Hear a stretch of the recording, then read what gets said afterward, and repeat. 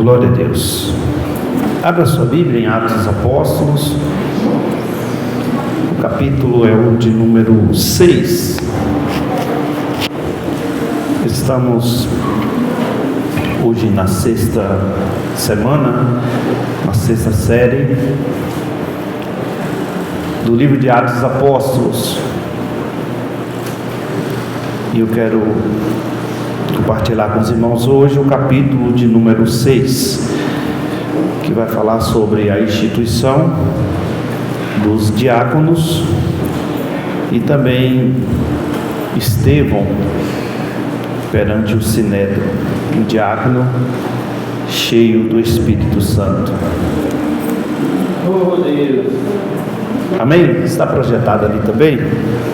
Ora, naqueles dias, multiplicando-se o número dos discípulos, houve murmuração dos helenitas contra os hebreus, porque as viúvas deles estavam sendo esquecidas na distribuição diária.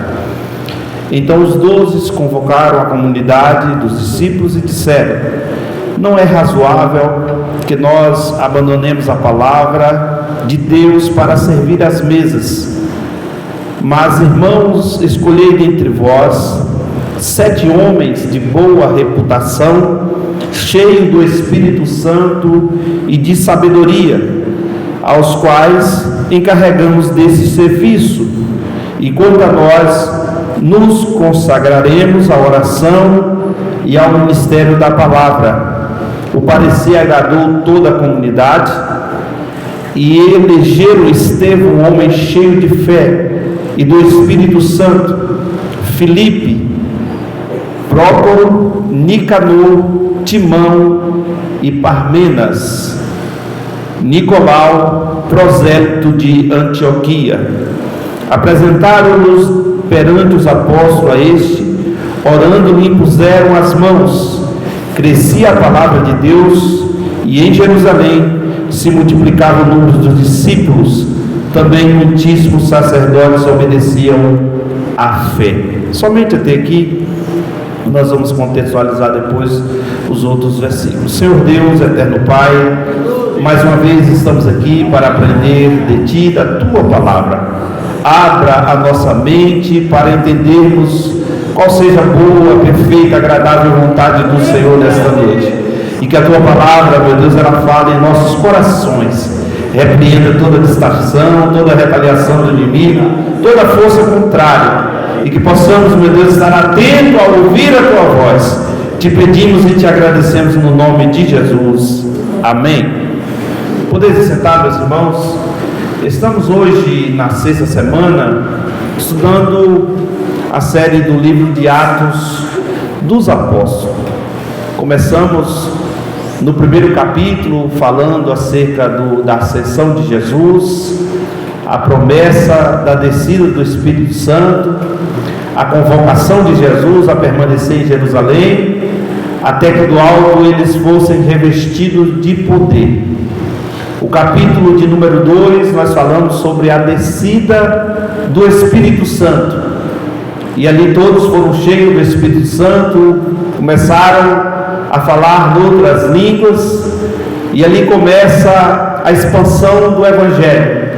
Eu disse aos irmãos que na cruz Jesus ganha o primeiro, e ali leva com ele ao paraíso.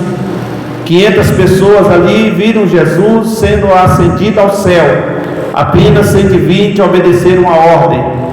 No dia de Pentecostes, a Bíblia diz que quase 3.000 almas se renderam ao Senhor. Quando a gente chega no capítulo 3, nós já estamos vendo, através dos discípulos, Deus operar sinais, prodígios e maravilhas. A cura ali do paralítico do tanque de Betesda. Quando a gente chega no capítulo de número 4, nós falamos aqui sobre a prisão de Pedro e João por consequência da cura daquele homem. O Sinédrio ali se reúne, cerca de 70 homens, formado ali pelos saduceus e os fariseus, os dois maiores grupos religiosos da época, e ali prendem Pedro e João, mas a Bíblia diz que um anjo foi lá e o soltou, e eles, temendo o que estava acontecendo, pedem a eles para parar de falar do Evangelho, a parar de pregar, mas o Evangelho não parava mais, porque o poder de Deus estava sobre a vida deles. Quando nós falamos do capítulo 5, nós vemos aqui o primeiro problema de ordem moral na igreja, onde um casal vende a sua propriedade e mente por causa de atitude de Barnabé, no capítulo 4, versículo 36, que ele vende as suas propriedades e coloca aos pés dos apóstolos. O capítulo 5, nós vemos um casal, por nome Ananias e Safira, que fizeram a mesma coisa, venderam as suas propriedades, mas pegaram parte do recurso, esconderam e mentiram. E Pedro, cheio do Espírito Santo, disse a ele, primeiro, para Ananias: tu não mentiste a mim, tu mentiste ao Espírito Santo. 3 horas depois chega a esposa, mente também e sai daquela igreja ali, 2 caixões. A gente vê Deus já começando a trabalhar na ordem moral, que não ia permitir mentira no meio do seu povo. Quando a gente vê aqui o capítulo 5 também, muitos sinais, milagres feitos através dos apóstolos. Quando chega o capítulo de número 6, que é o que vamos estudar hoje, a gente vê um problema agora de ordem social. A gente percebe aqui que é preciso fazer uma reunião extraordinária, uma GE, para decidir o que estava acontecendo no meio do povo de Deus. A igreja estava crescendo, se multiplicando, e para os irmãos entender, ali na igreja tinha 2 grupos de pessoas, que eram os helenitas e os hebreus. Quem eram os helenitas? Os helenitas eram os judeus cristãos gregos, que estavam congregando ali com eles, e os judeus eram os hebreus, os cristãos judeus, hebreus, que eram ali os descendentes para eles de Abraão, e havia ali entre eles também um pouco de preconceito com os gentios, de nações, pessoas de nações, que não pertenciam ali à nação de Israel. Demorou um tempo para eles se adaptarem, precisou depois, lá na frente, nós vamos estudar sobre a vida do apóstolo Paulo, Deus levantar Paulo para que venha quebrar esse monopólio, esse protocolo religioso deles, apenas de querer Jesus, apenas para eles. E no meio do povo ali, começou a ter alguns problemas com as viúvas, com os órfãos, os helenitas, e pela história, Estevão fazia parte dos helenitas, que eram judeus cristãos, porém gregos, ou seja, que era de outra nacionalidade, porém era judeu. Para os irmãos entender, o judeu pode nascer em qualquer país do mundo, em qualquer lugar, ele continua sendo judeu.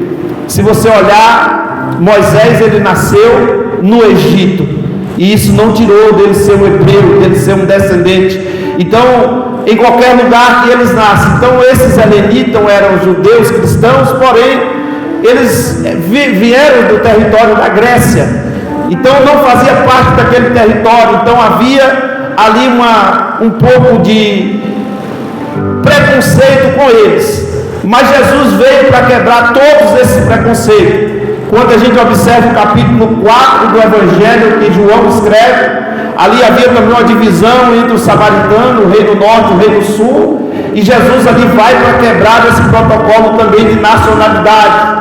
A mulher diz: sendo eu samaritana, não comunico com vocês que são judeus, e você vem conversar comigo. Aí Jesus abre ali um precedente para que ela venha entender que Jesus era a fonte de água viva que ela precisava para resolver tanto o problema dela quanto os problemas de todo aquele povo samaritano. E Jesus naquela tarde quebrou todo aquele protocolo, porque através daquela mulher evangelizou toda a Samaria, e as pessoas vieram ver Jesus como Salvador.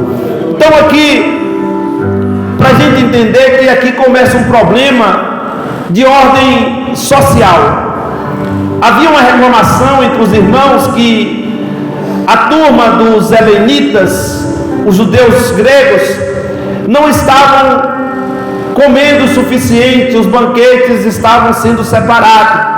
É como se alguém separar a comida melhor para ele e deixar a comida mais inferior para o outro. Lembrando os irmãos que eles estavam vivendo em comunidade, vivendo juntos, por causa da perseguição. Até então eles não estavam separados, eles estavam todos juntos. Mas os irmãos imaginam uma multidão de pessoas, e a gente sabe que para dividir comida entre pessoas não é fácil. E aqui começa um problema de ordem social, econômica. E a Bíblia diz que os discípulos agora, eles fazem uma reunião, uma convocação extraordinária, para decidir o que ia fazer. Porque o discípulo estava dizendo assim: a nossa missão diante de Deus é com a palavra e com a oração, mas nós precisamos de pessoas para fazer o serviço. Os discípulos estavam dizendo: não podemos parar de pregar o Evangelho, não podemos parar de orar para estar servindo os órfãos, para estar servindo as viúvas, para fazer um trabalho social. E a Bíblia diz aqui que na reunião eles decidiram escolher 7 homens, e entre eles está Estevão e está Felipe. Lá na frente nós vamos falar um pouco sobre Felipe, porque foram esses 2 homens que foram diáconos da igreja que se destacaram, nem só no papel social de servir a igreja, mas também da evangelização e da pregação da palavra de Deus. Mas esses 7 homens, que são chamados de diáconos na Bíblia, e diácono significa servo, aquele que serve, eles foram separados ali pelos discípulos para servir a igreja. E qual era a missão desses diáconos? Fazer o papel social, observar as pessoas necessitadas, os órfãos, principalmente os órfãos e as viúvas, porque as viúvas, elas precisavam do apoio da igreja, os órfãos também precisavam do apoio da igreja. E que apoio era esse? O apoio financeiro, o apoio de alimentação, o apoio, usando a linguagem de hoje, do atendimento médico, de fazer todas as coisas que eles não podiam fazer. Os irmãos lembram que eles tinham tudo em comum. Eles pegavam as suas propriedades, os seus bens, e colocavam aos pés dos apóstolos. A intenção é que todos ali vivessem da mesma forma e que ninguém tivesse falta de nada. Não era a intenção de um ter mais do que o outro. Mas a gente percebe, irmãos, que aqui começa o primeiro problema de ordem social da igreja. E eu percebo que esse problema também foi um descuido da parte deles, mas também uma ação do inimigo por trás, envolvendo pessoas para começar a criticar o ministério, para criticar a administração da igreja. Mas Jesus estava no controle daquela igreja, Jesus estava na direção daquele povo. Pedro, que era, usando a nossa linguagem de hoje, o pastor, presidente daquela igreja, convocou a reunião e falou: nós temos que tomar uma decisão, como fazer. Lembrando os irmãos que ali tinha 12 apóstolos, mas mesmo assim eles não estavam dando conta de fazer todas as coisas. E aqui foi a escolha dos primeiros 7 diáconos da Bíblia. E esse diácono foi escolhido para fazer o serviço que os apóstolos não poderiam fazer. Entendo que a missão dos apóstolos era de evangelizar, de pregar a palavra. Então tu já pensou se os apóstolos parassem para ver quem estava precisando de uma cesta básica, quem não tinha tomado café pela manhã, quem não tinha almoçado, quem não tinha jantado? Então era muita coisa para eles, e eles agora escolhem esses homens exatamente para cuidar do templo, para cuidar das pessoas. E a Bíblia diz que esse parecer agradou a toda a comunidade. Quando eles fizeram a reunião, como nós fazemos as nossas reuniões de obreiros, tomamos as decisões. Quando chega o culto de membro, a gente passa para a igreja: olha, nós nos reunimos e tomamos tal decisão. O que a igreja acha disso? E a Bíblia diz que por unanimidade teve a aprovação daquele povo. Isso prova que Deus quebrou ali uma barreira que estava sendo construída no meio do povo. Deixa eu abrir um parênteses aqui para você entender. É muito fácil quem está de fora criticar as coisas da obra de Deus. Se fosse eu que estivesse no lugar de fulano, eu fazia melhor. mas Deus escolhe quem Ele quer para fazer a sua obra. Deus, Ele dá a direção certa. A escolha de Deus é seletiva. Deus escolhe, Deus não pega de qualquer maneira. A Bíblia fala que Deus pega os fracos para confundir os fortes. Deus pega os que não são para confundir os que acham que são. Deus não precisa do seu grau de escolaridade, Deus não precisa do seu poder aquisitivo. Ele sabe e conhece o seu e o meu coração, e Ele sabe que pode contar conosco. Tem um pastor no Rio de Janeiro que tem um desembargador da igreja dele, e esse desembargador é diácono na igreja. Lá no tribunal ele é o cara, porque ele faz o papel da lei, veste a toga, tem autoridade, mas quando ele sai de lá, que vai para o culto, ele está na igreja servindo os irmãos. Sabe o que é isso, irmãos? Humildade, para saber se colocar no seu devido lugar. Eu, quando aceitei Jesus, eu estava fora dos caminhos do Senhor, em São Paulo. O líder da mocidade era um gerente de uma das maiores empresas de São Paulo. Inclusive ele falava comigo direto que vinha aqui, Vitória da Conquista, porque eles tinham projetos aqui na região. E esse homem, eu até fui na casa dele com a irmã Geisa, quando eu passei um dia para querer vê-lo novamente. Hoje ele está aposentado, mas ele tomava conta de mais de 3.000 homens, líder desses 3.000 homens. E o pastor na época colocou ele para ser líder dos jovens. E ele, por causa do trabalho, irmãos, tinha hora que ele ia direto do trabalho para a igreja, a correria era tão grande. E era um homem bem de situação, bem de vida. Ele e a sua esposa, quando chegava na igreja, irmão, ninguém sabia que aquele homem era rico. Ninguém sabia que aquele homem tinha uma liderança de mais de 3.000 homens sob o seu comando. Mas ele era um diácono da igreja, na função. E a humildade dele atraía a todos. Porque além dele ser um diácono da igreja, ele era professor de teologia, era um bom pregador da palavra. Porque hoje, irmãos, nós estamos vivendo um mundo na igreja de competitividade. A pessoa está numa função hoje, ele já está trabalhando, dizendo: olha, eu quero ser presbítero. Depois que ele é presbítero, fala: presbítero está pouco para mim, eu quero ser evangelista. Não, evangelista está pouco para mim, eu quero ser pastor agora. Pastor está pouco para mim, eu quero ser presidente do campo.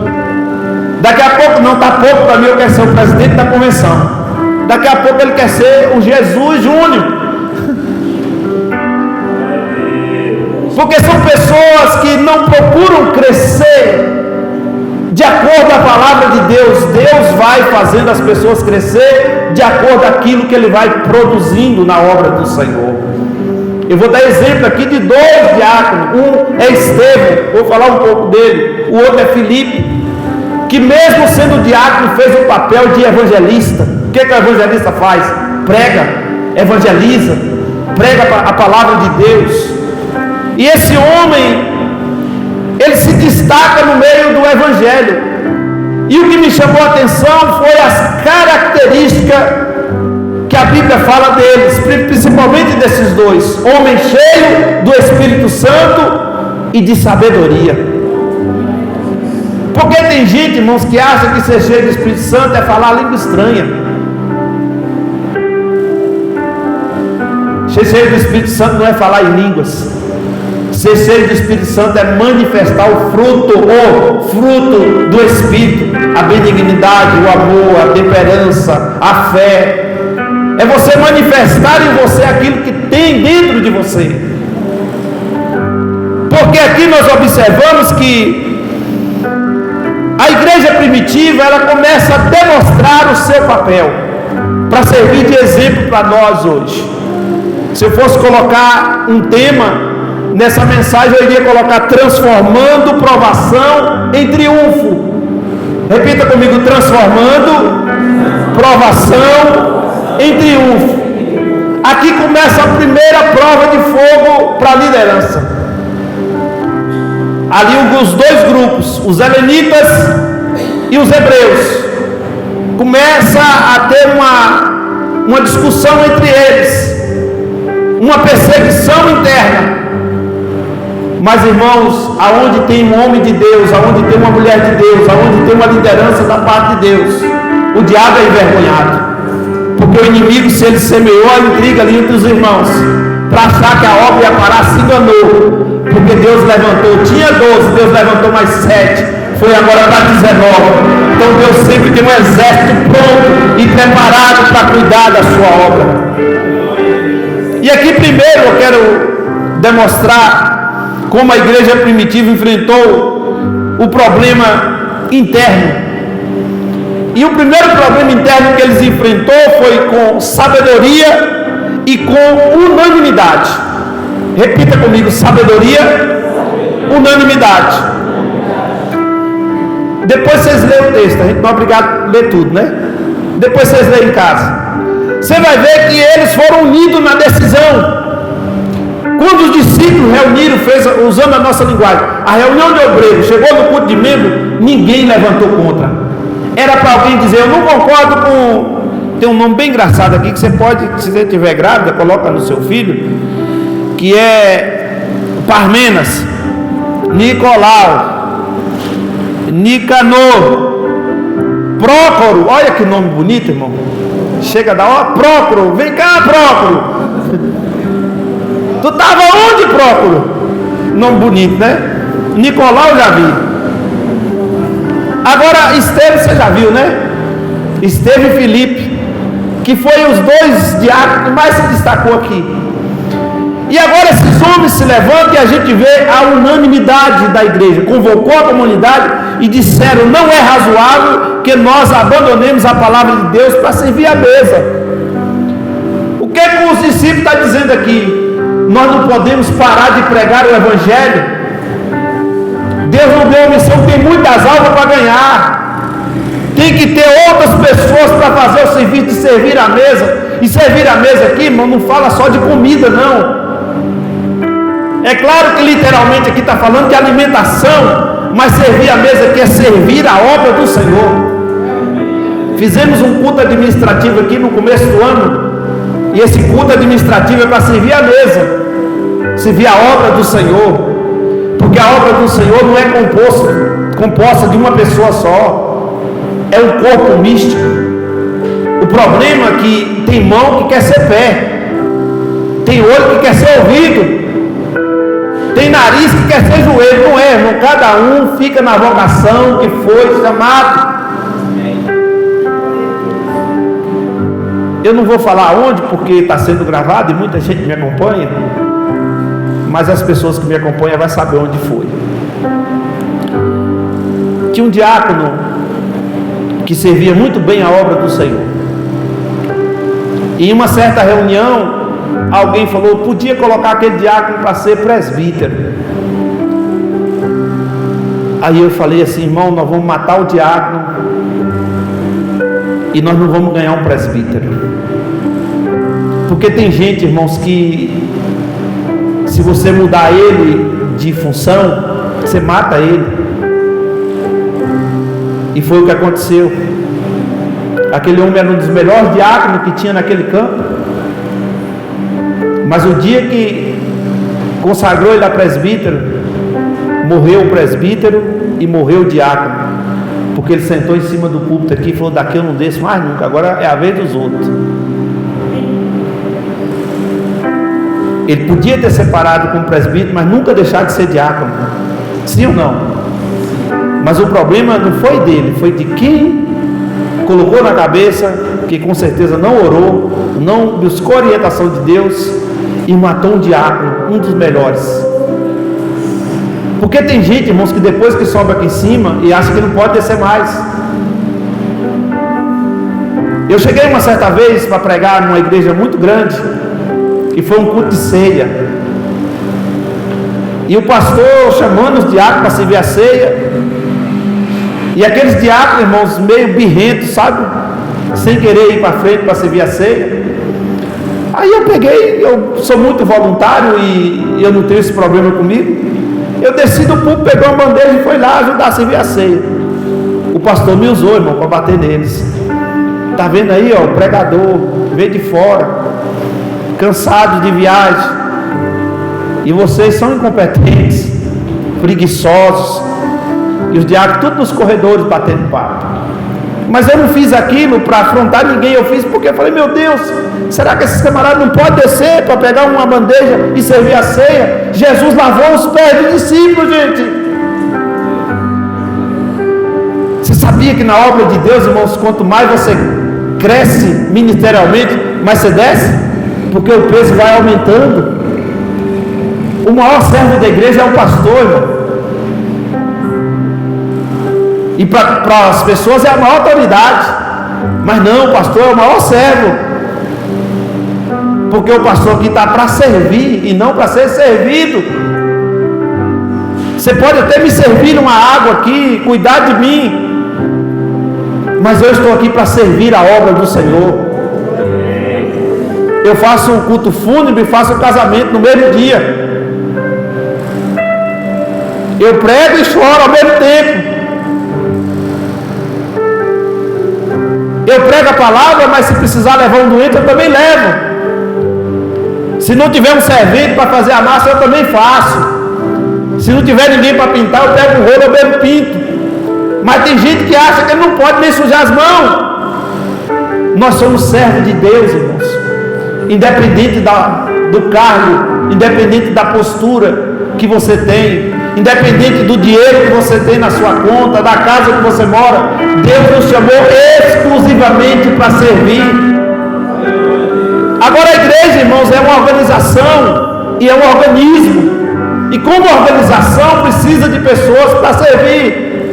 Tem a irmã que limpa, tem um porteiro que abre a igreja, tem os tesoureiros que é para as finanças, tem os secretários, tem os vice-presidentes, tem os presbíteros, tem os diáconos, tem as lideranças do ciclo de oração de jovens. Isso é um grupo de pessoas que Deus levantou para servir. A exclusividade de Deus é serviço. Só que tem gente, irmãos, na obra que quer ser visto. Se não falar meu nome, os irmãos já perceberam que eu não sou muito de estar falando nomes, porque isso massageia muito ego. Eu quero parabenizar o departamento A, o departamento B, porque aí você pega todo mundo.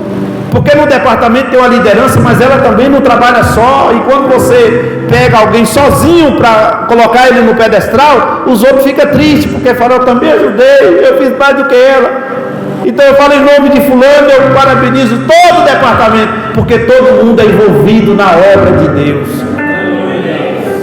Eu estou lembrando de uma máxima que eu li num livro, que é sobre, deixa eu lembrar, que é envolvimento e comprometimento. Aí teve a conversa do porco, que o porco ele diz assim, olha, eu vou dar o bacon, o toicinho para fazer a comida. A galinha falou assim, não, eu vou dar os ovos.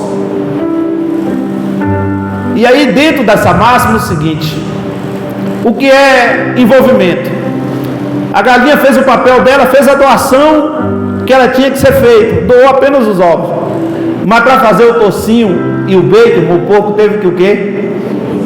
Que morrer.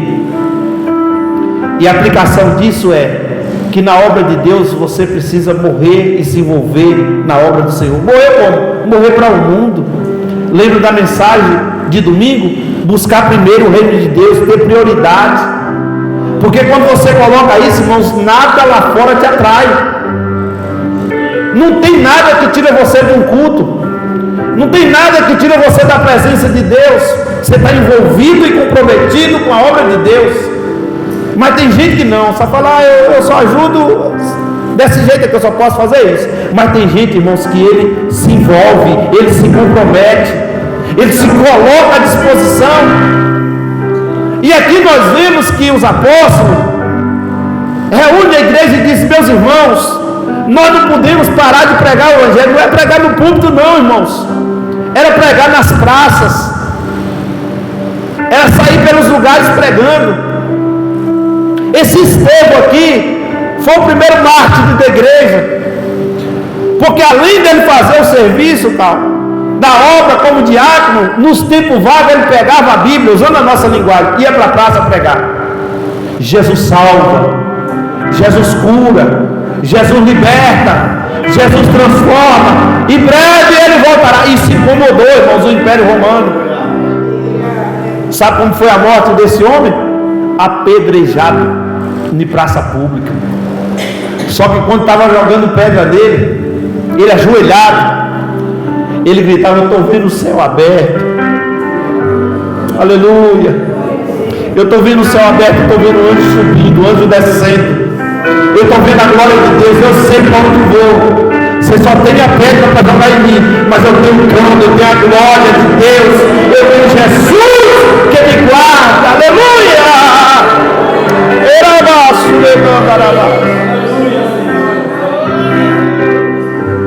Escuta aqui, tem gente que só tem a pedra para jogar. Você sabe quem é que tem as pedras para jogar?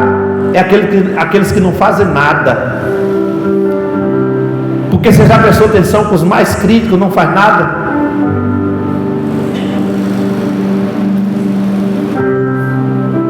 Ele só sabe criticar. Ele fica prestando atenção de tudo no culto, menos na palavra. Ele olha para o sapato, a roupa. Ele olha para a cor da gravata do pastor. Se eu falar um português errado, ele nota tudo. Ó, essa palavra não é assim não, ó. Fazendo faculdade e falando errado. Nós temos um presidente analfabeto, o pastor não pode falar errado, né? E os críticos, irmãos, servem para isso, para jogar pedra. Só que enquanto está jogando pedra, a gente está vendo o céu aberto. Porque pode matar, irmãos, o profeta, mas não mata a profecia, não mata a mensagem. Olha nós falando de Estevão aqui. Então a gente percebe que essa igreja, ela vem garantindo a edificação e a expansão através da palavra, através das pessoas que fazem o serviço. E à medida que a igreja crescia, aumentava também os desafios internos e externos. Os desafios internos foi resolvido com as 7 indicações, ordenação de diácono. Deixa eu dizer para os irmãos, diácono não se consagra, separa. Consagração é só do presbitério, evangelista e pastor. Porque diácono é serviço, então não pode alguém falar assim, foi consagrado a diácono, foi separado ao diaconato. Lá na frente você vai ver Paulo dando a instrução também, quando é para separar os diáconos, e para os irmãos observar, os critérios para a separação dos diáconos é os mesmos critérios do presbítero.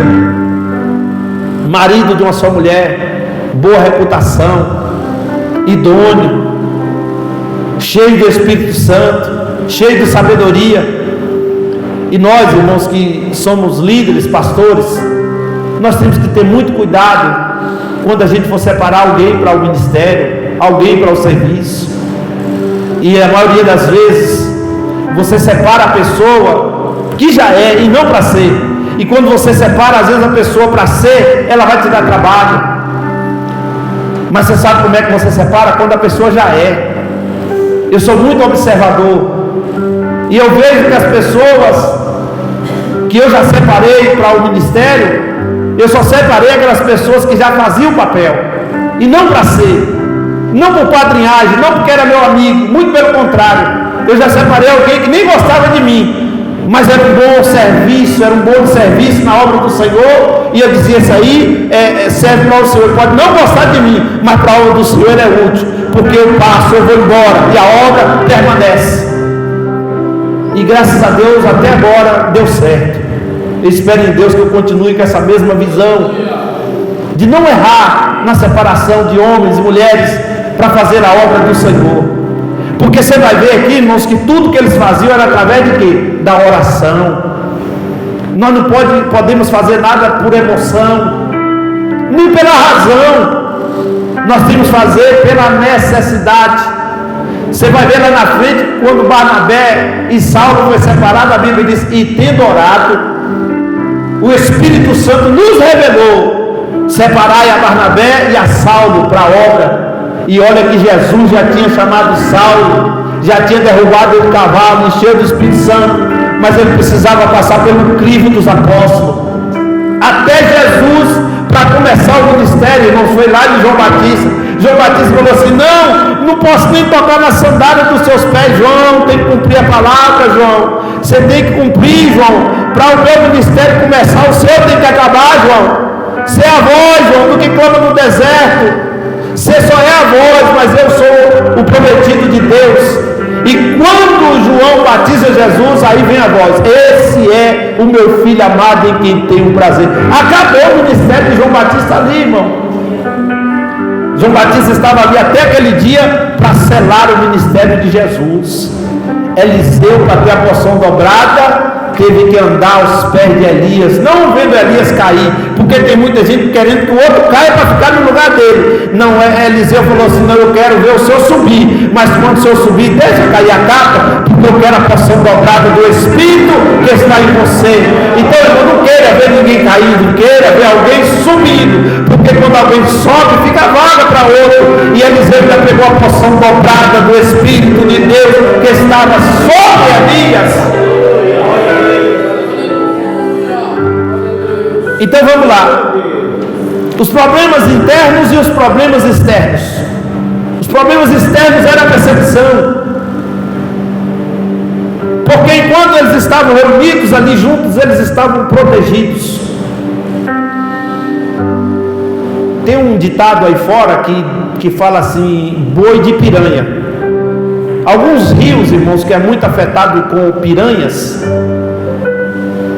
quando vem o gado para passar naquele rio, o dono daquele gado pega um gado bem fraco, aquele gado que já está doente, e joga primeiro dentro do rio.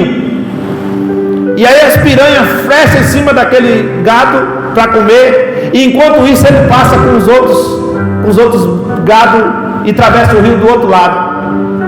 Aquele que estava ali para morrer foi consumido ali pelas piranhas e passa para o outro lado. E esse ditado é um pouco interessante, porque às vezes algumas situações, para você chegar do outro lado, alguém vai ser sacrificado. Para a gente chegar até aqui hoje, alguém pagou o preço por nós. Eu não estou falando de Jesus, Jesus pagou o preço por todos. Eu estou falando que a obra de Deus, para chegar no estágio que está aqui hoje, os homens de Deus e as mulheres de Deus, irmãos, sofreram. Eu vi o pastor Zé Wellington dando uma entrevista, que ele já foi chicoteado de taca, de cavalo. Nós tínhamos um obreiro na nossa cidade, que quando ele chegou com o evangelho lá em Licínio de Almeida, naquela época os padres que mandavam na cidade, escolhiam o delegado, escolhiam o prefeito, e eles não aceitavam o pastor de jeito nenhum. E por trás ali botavam alguém para perseguir, os delegados para perseguir. Eu já ouvi dizer que a igreja, quando começou aqui, jogava pedra em cima. A perseguição foi muito grande. Hoje nós temos todo esse amparo tecnológico, mas muitas pessoas pagaram alto preço para nós chegar até aqui, para a gente atravessar o rio. Deus permitiu que homens e mulheres fossem chicoteados, zombados, espancados, para a gente chegar até aqui.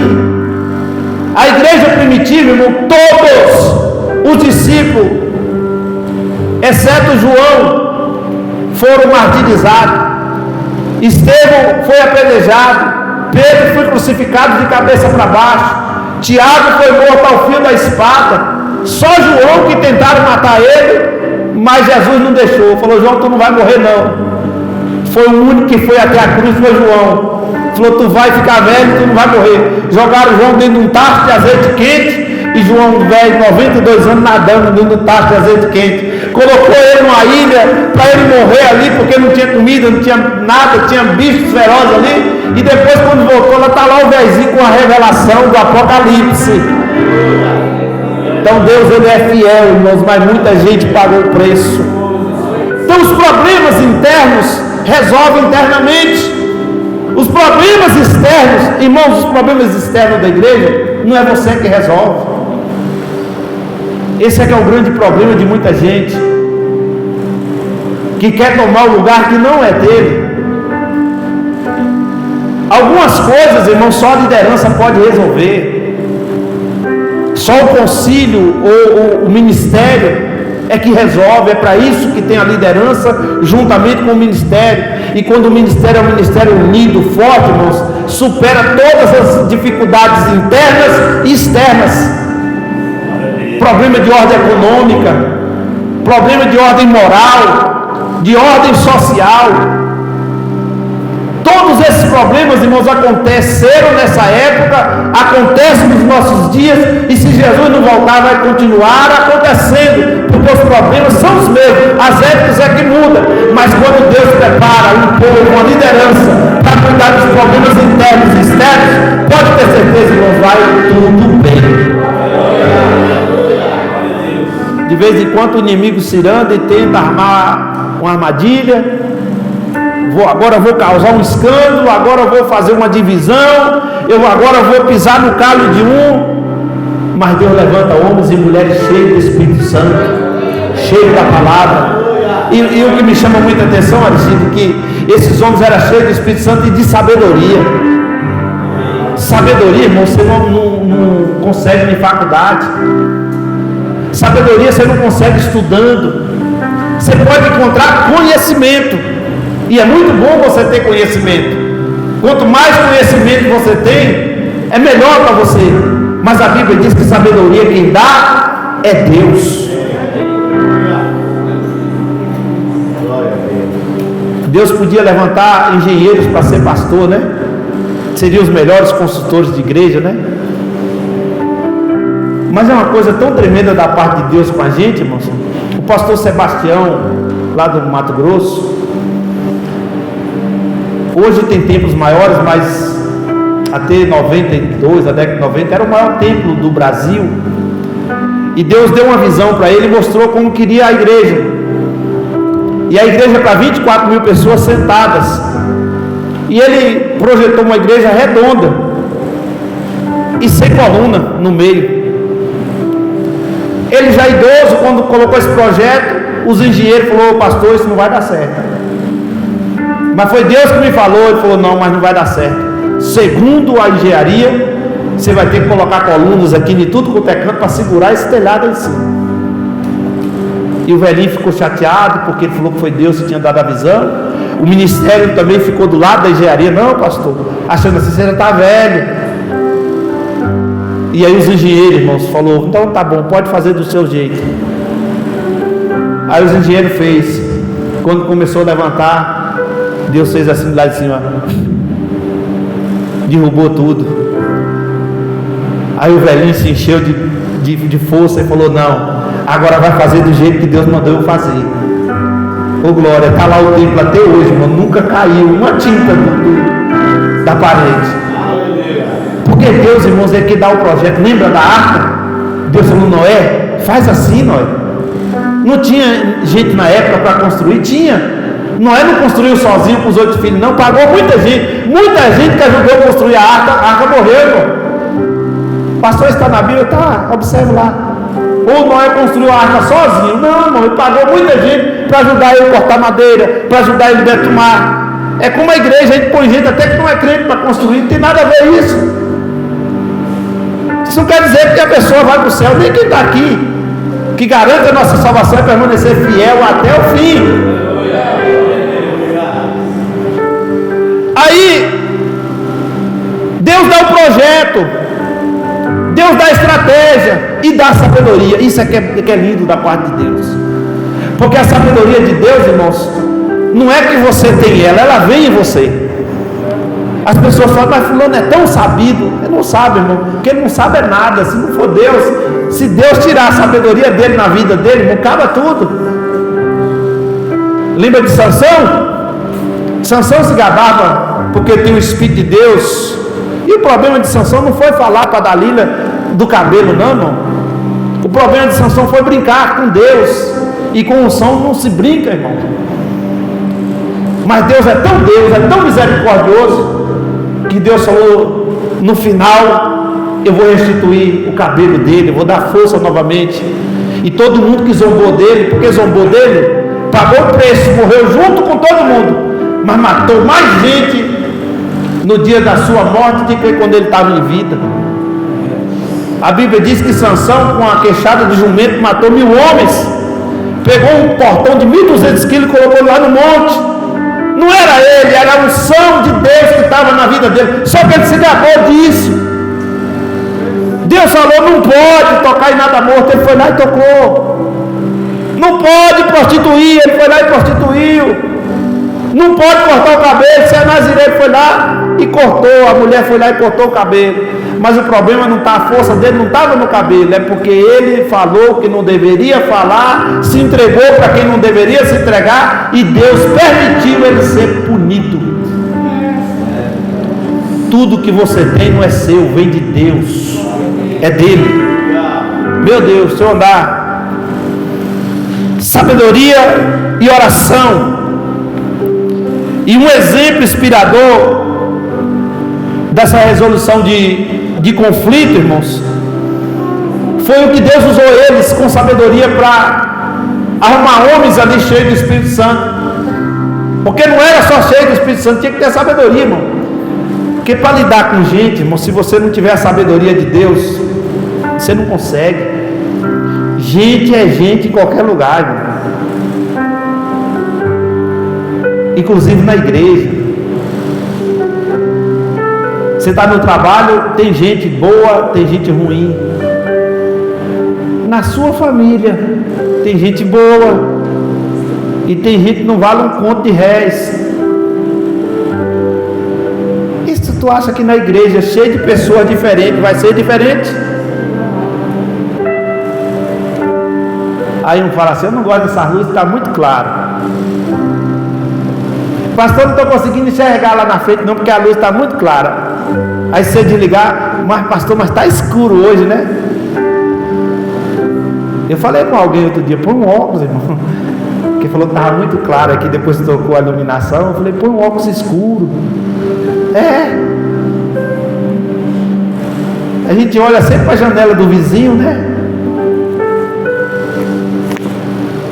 Mas a gente tem que entender, irmãos, que pessoas são problemáticas em qualquer lugar. Um pastor uma vez foi resolver um problema de um casal, e o que aconteceu? O camarada comeu a lata de sardinha que era da mulher, e aí, irmão, começou uma briga, e aí o pastor foi caçar onde começou a briga. E aí eles começaram a contar, e ele falou: não, pastor, é porque eu peguei a lata de sardinha, comecei a comer, essa mulher virou o diabo. Aí ele falou: pega a sardinha lá para me ver. A sardinha estava só pela metade. Ele falou: nem gostar de sardinha eu gosto, mas eu peguei e comi a outra metade da sardinha, que agora o problema era para nós dois agora. Aí disse que eles começaram a rir, porque o pastor comeu a sardinha. Acabou o problema, irmão. Você já viu que às vezes as coisas são um probleminha pequeno e as pessoas fazem uma tempestade? Irmãos, se eu pudesse, não tinha grupo de igreja, era um grupo só, porque grupos é só para dar problema. Uma certa vez, em uma congregação que eu dirigia, estava um problema por causa de hino. Alguém cantou o hino que era dos jovens, o outro cantou o hino que era da senhora. Meu Deus do céu, virou uma guerra.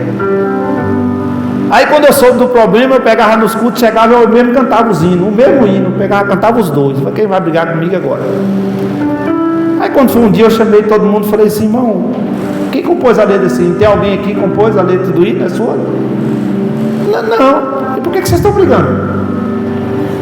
Questionando direitos do hino. Não, o hino é meu. É igual as pessoas que falam: eu não vou cantar no grupo porque eu não ensaiei. Não canta no banco ali também não, gente, pelo amor de Deus. E eu vejo: canta, levanta a mão. Que ignorância, irmãos. São coisinhas pequenas, irmãos, que nesse culto como hoje é culto da gente alinhar e colocar no lugar. Vamos parar com esse negócio, irmão, de grupo. Não é parar com os grupos, mas fazer os grupos para dizer: esse grupo é meu, esse grupo é seu. Eu sou de Paulo, eu sou de Apolo, eu sou de Pedro, eu sou de João. Ou não, eu sou mais santo, eu sou de Jesus. Tu não é de ninguém.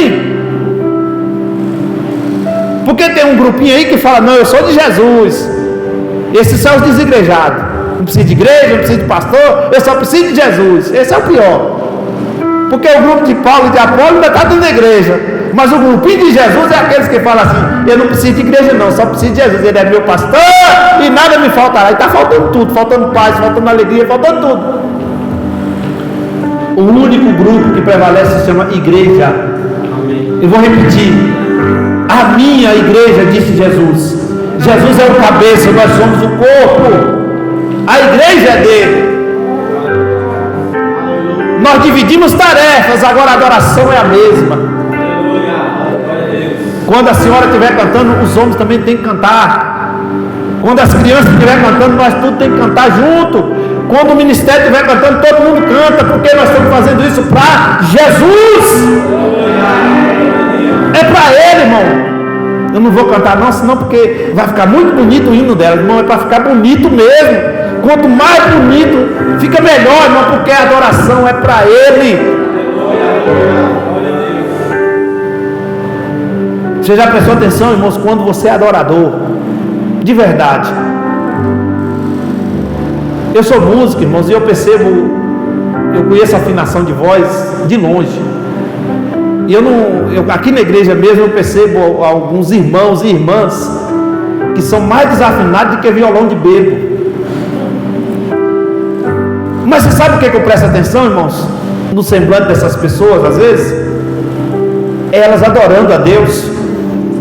Eu sinto a presença de Deus, ouvindo aqui no meu ouvido aguçado que eu tenho, a voz desafinada, mas meu coração se enche de alegria porque a pessoa está fazendo de corpo, alma e de espírito e adorando a Deus, irmão.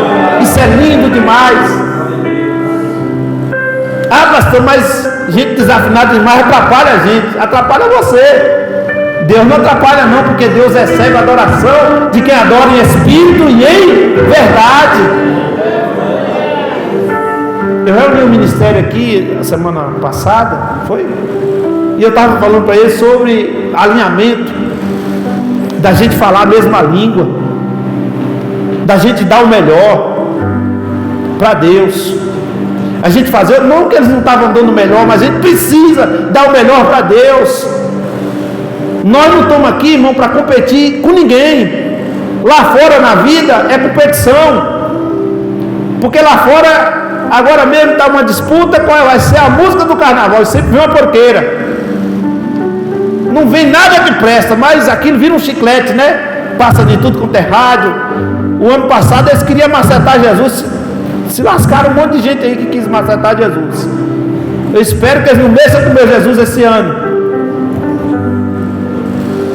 Mas a nossa vida aqui não é competir, é adorar, é glorificar, é unidade, é adoração. E deixa eu romper aqui, porque tudo isso que eu estou falando acontecia lá na igreja, disputa entre os helenitas, os judeus cristãos de língua grega, e os hebreus, judeus cristãos de língua hebraica e aramaica. E aqui nós vemos, irmãos, também Estevão perante o sinédrio. Eu só tenho 10 minutos. Estevão, cheio de graça e poder, fazia prodígios e grandes sinais entre o povo. Ué, espera aí. Estevão foi separado para quê, irmão Tito? Fala aí. Para ser? Diácono. E era o papel do diácono fazer sinais e prodígios e maravilhas no meio do povo, sim ou não? Literalmente falando? Não. Você está entendendo, irmãos, que Deus não trabalha com forma, Ele trabalha com fórmulas? Não, se me colocou para ser isso aqui, eu só vou ser isso, eu não tiro mais nessa cadeira do lugar. Irmão, Deus não chamou você para ser um robô, porque o robô é programado, né? Você programa ele só faz aquilo que foi programado. Mas quem tem graça e sabedoria faz mais além. Estevão foi separado para ser diácono, mas aqui o homem já está fazendo prodígios e sinais entre o povo. Quem foi que ordenou esse homem fazer sinais e prodígios entre o povo? Você não vê Pedro aqui, que era o líder, falando assim: ó, Estevão, a partir de hoje você vai deixar de ser diácono, você vai orar pelos enfermos agora. Não, irmão, não precisou, porque os discípulos, os apóstolos, entendiam quem estava fazendo, irmãos, por Deus, pela obra de Deus, ou quem queria apenas se aparecer. Não era o caso de Estevão. Ele estava fazendo sinais de prodígio entre o povo, porque Deus estava com ele. Só que até agora levanta alguns das sinagogas, chamadas de liberto, dos sirineus, dos alexandrinos, da Cilícia, da Ásia, e começa a discutir com Estevão. E não podia resistir à sabedoria do Espírito pelo qual ele falava. Irmão, discutir com gente cheia de Espírito Santo é perder tempo. É causa perdida, igual disse o Mauricídio aqui. Aqui, irmão, vai um grupinho de gente intelectual, gente entendido, da Cilícia, da Ásia. E falou: vamos apertar esse homem aqui, vamos colocar ele na roda. Mas a Bíblia diz que não podia resistir à sabedoria e o Espírito com o qual ele falava. Então subornaram homens que disseram: temos ouvido este homem proferir blasfêmia contra Moisés e contra Deus. Aqui agora o capeta, irmão, entra no coração de uns e fala: vamos inventar alguma coisa para ele aqui. Vamos dizer que ele está blasfemando contra Deus. E para os judeus, irmãos, blasfêmia contra Deus era pecado de apedrejamento, de morte. Eles usaram a religião até para matar Jesus, e agora usam a religião para perseguir Estevão. E eles levaram aos escribas, aos anciãos, apresentaram testemunhas falsas, versículo 13, que falaram contra ele, porque temos ouvido dizer que esse Jesus, o Nazareno, destruirá este lugar e mudará os costumes que Moisés nos deu. E aqui, por último, versículo 15 diz: todos os que estavam assentados no sinédrio, fitando os olhos de Estevão, viram o seu rosto como se fosse de um anjo. Aleluia. Irmão, alguém que está sendo acusado, qual é a reação de uma pessoa que está sendo acusada? Ficar triste, né? Abatido. Aqui esse homem, irmão, está sendo acusado pelo sinédrio, 70 homens, os anciãos, o grupo religioso, os fariseus, os saduceus, planejando a morte dele, com testemunhas falsas, e quem olhava para ele, o rosto dele brilhava como o rosto de anjo. Aleluia. Irmão, quando você sabe quem você é, aleluia, o Deus que você serve pode levantar o inferno inteiro contra você. Deixa falar, irmãos, deixa te acusar, não se preocupe não, porque a palavra de Deus está em você, a sabedoria de Deus está em você. E sem falar nada, as pessoas começaram a observar e falaram: o que está acontecendo? Porque o rosto dele brilha. Enquanto eles estavam, os anjos dele estavam vindo visões do céu, os anjos subindo, o anjo descendo, o poder de Deus estava sobre a vida dele.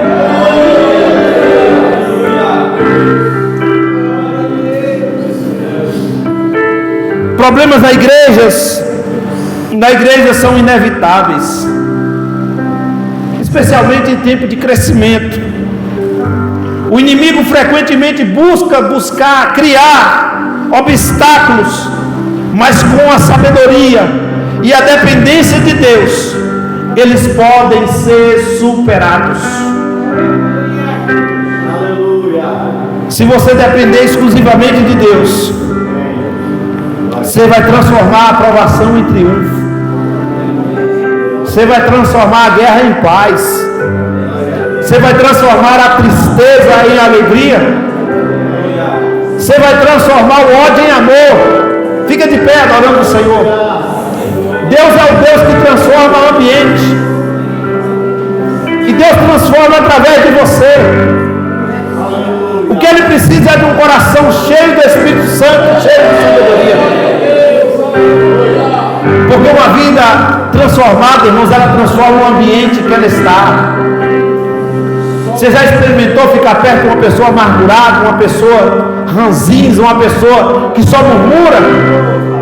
Mas experimente ficar perto de alguém que mesmo na luta, mesmo na prova, você olha para o rosto dele, para a face dela, e você percebe, meu Deus do céu, está na luta tão grande, a prova está tão grande, mas ele continua adorando, o rosto dele brilha, o rosto dela ilumina ao redor, porque é a presença de Deus que está em você.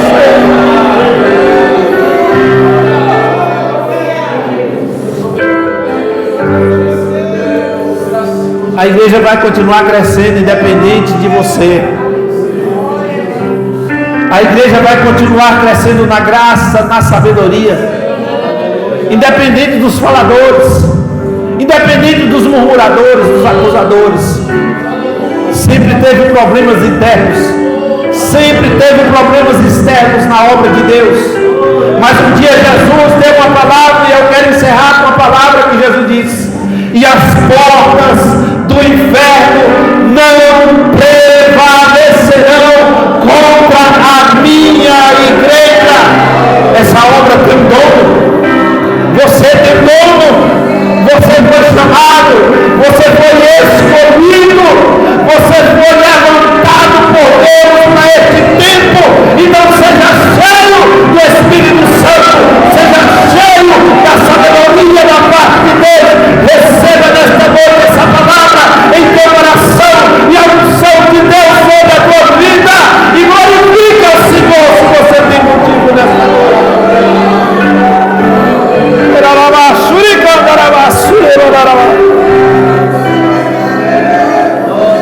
Espírito Santo, o Senhor que conduz a noiva, o Senhor conhece o nosso coração. Dê graça, levanta, liberta, Senhor, transforma vidas neste lugar, Senhor. Ponha, meu Deus querido, o teu selo em cada vida. Marca, meu Deus, nessa noite vidas ministeriais. Ó Deus, que o trabalho social, moral, espiritual da tua obra venha crescer, meu Deus. Que não haja entre nós, meu Deus querido, pessoas que passam por necessidades, mas que o Senhor venha suprir todas as necessidades, seja na área financeira, espiritual, na área moral. Ó Deus, eu te glorifico nessa noite pelo teu povo, pela tua igreja neste lugar. Eu ministro a bênção do Senhor sobre a vida de cada um deles, em nome de Jesus. Amém. Estenda as mãos. Que o amor de Deus, a graça de nosso Senhor Jesus Cristo, a doce consolação do Espírito Santo seja com todos que aguardam a volta do Senhor, e com alegria todos possam dizer: certamente